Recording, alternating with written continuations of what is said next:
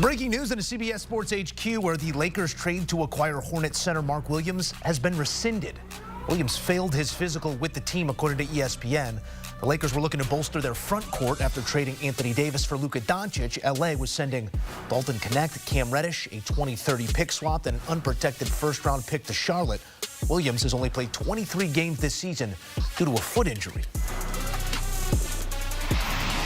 With more on the story, we say hello to CBS Sports NBA analyst John Gonzalez. John, this is the trade deadline that would not die, and crazy things continue to happen. A rescindment on the tail end of this trade deadline. I'm looking for precedent in my mind, and I can't seem to find any. What do you make of this story as it happens?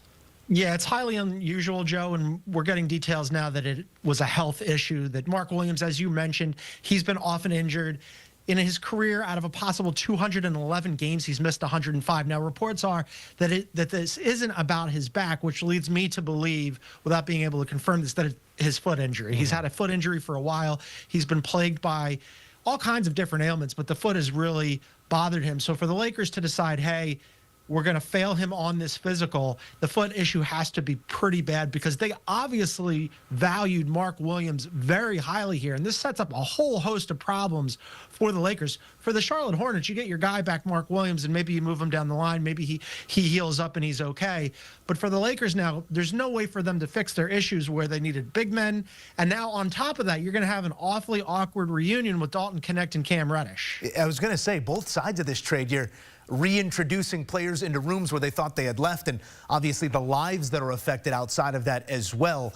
It's a very interesting situation and unfortunate for all parties involved, I'd say, especially the Lakers in an on-court manner. As you alluded to there, this is a team that does not have an answer at center, but they do have two of the greatest minds in the sport on court and a great head coach as well. How do you expect them to mask their deficiencies inside?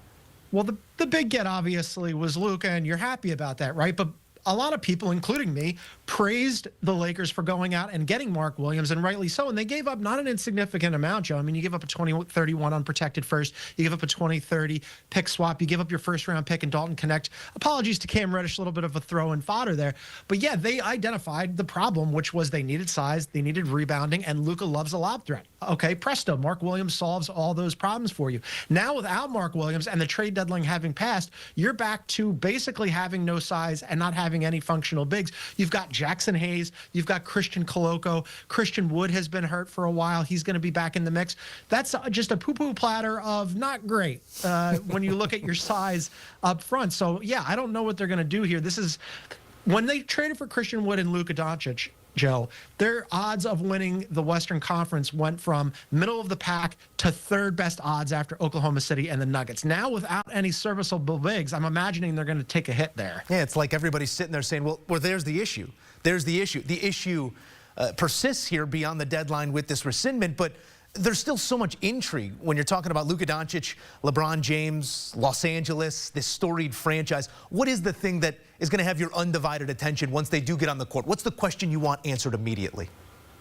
Well, how healthy is Luka, too? Because there's some issues there, right? I mean, he was dealing with the calf strain. That can be a very tricky injury. You don't want that to turn into something that all of a sudden bleeds into an Achilles injury. That would be the worst case scenario. So if he's healthy, if he's fit, I think those two guys will be fine together. But the Lakers, Joe, the issue was really, okay, can they be potentially Western Conference contenders right now? I love Oklahoma City. I think they're by far and away the best team in the NBA. They just got Chet Holmgren back. But when they made these moves, the Lakers at the trade deadline, all of a sudden the Lakers went from, again, sort of like from 5 to 12, Joe. It's just a variety of teams. You could pick one out of a hat and say, maybe they have a chance, maybe they don't. But after Luka is added to that team, after Mark Williams is added to that team, you could see Rob Pelinka's vision of, okay, we're setting up the Lakers for the future with Luka Doncic, but hey, we still have LeBron, and now we've got Mark Williams, and now this roster is starting to take shape, and maybe there could be something this season. I'm not saying that that's out the door because you do have Luka and LeBron, but their odds here on doing anything significant in the postseason definitely take a little bit of a hit. Yeah, you do have to weigh the viability of this being a contender against how much work you want to lather Luka into here in the stretch run of this season. We'll see how it all plays out, but thin inside are those Los Angeles Lakers. John Gonzalez, thank you as always. More to be said here, and obviously, there's one place to go for it on the Beyond the Arc podcast. Our guys breaking it down, all the latest news and notes out of the association, and this one out of left field. Download and enjoy Beyond the Arc.